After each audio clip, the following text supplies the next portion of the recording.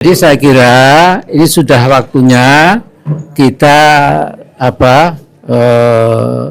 tidak usah over emosional dan jangan pernah ya, karena hati saya tadi menangis ketika Pak Sianipar ini mengatakan hopeless. Jangan hopeless, Pak. Ya, masih ada harapan, ada sinar di ujung terowongan yang gelap itu, insya Allah ya. Jadi saya kira saya mengingatkan TNI dan Polri itu tegak lurus setia kepada negara, bukan pada pemerintah.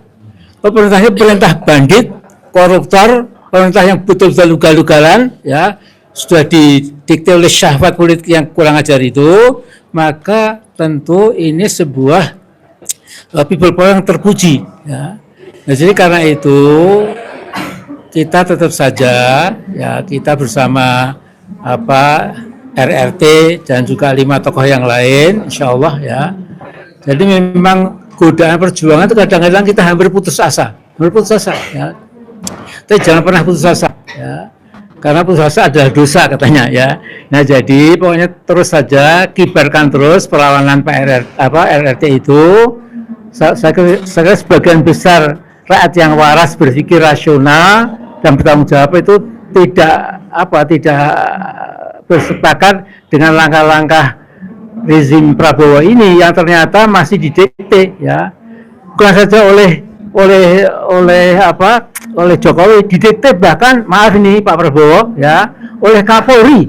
Luar biasa ya, Kapolri berani melawan MK, berani melawan presiden. Jadi apa-apaan, ini negara yang sudah hopeless ya. Nah, supaya hopeless jadi hopeful, memang akhirnya kedaulatan rakyat itu segala-galanya.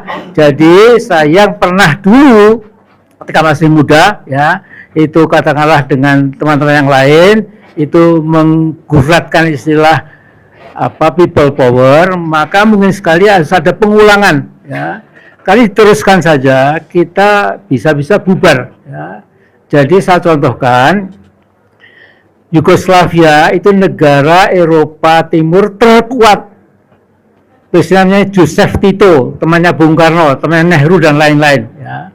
Itu bubar lenyap ya pada 1 Juni 1991.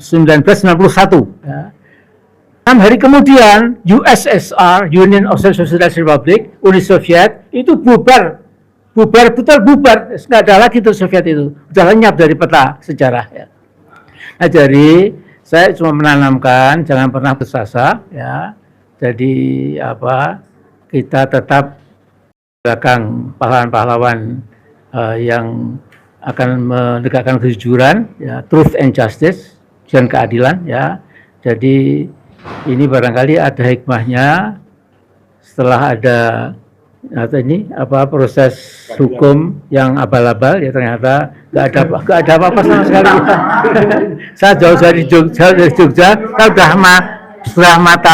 sudah mata kepala sudah lihat sendiri bagaimana proses peradilan itu memang abal-abal ya. Jadi ditunda-tunda supaya kita jadi bosan, kemudian kita angkat tangan, wassalam, kemudian Joko Brat, menari, dansa dan lain-lain. Jadi pembukaannya saya punya semacam adagium ya. Adagium itu ada rule of thumb yang pasti betul ya dalam kenyataan sejarah. Tidak ada kezaliman, tidak ada eksploitasi, tidak ada kebohongan, tipu-tipu yang tidak hancur. It is a matter of time ya, memang akhirnya waktu ya, waktu ini akan berbanding positif ya dengan kehendak rakyat. Kalau rakyat juga cuma diem saja, diinjak-injak, dia tidak merasa tidak merasa marah dan lain-lain ya, kemudian kezaliman akan berkepanjangan. Tapi kalau rakyatnya, mahasiswanya ya, sarjananya dan lain-lain itu angkat kepala, kemudian terjadi perubahan ya. Jadi saya ingat sekali dulu waktu akan ada penggusuran Pak Harto itu, Saya tanya kepada Jenderal Bintang 4, nama nggak sebut, Pak, jadi ini pimpinan Trust TNI itu milih memihak Pak Harto dan keluarga atau rakyat Indonesia? Kalau bisa Pak Amin kedua-duanya. Pak, nggak bisa Pak, kedua-duanya gimana? Gitu loh. Saya katakan tadi, ya pemerintah itu bisa jadi korup, bisa menipu dan lain-lain. Kalau negara sampai kapanpun akan berdiri. Ya. Jadi saya kira ada rumus sederhana juga. Saya pernah tanya pada Pak Jenderal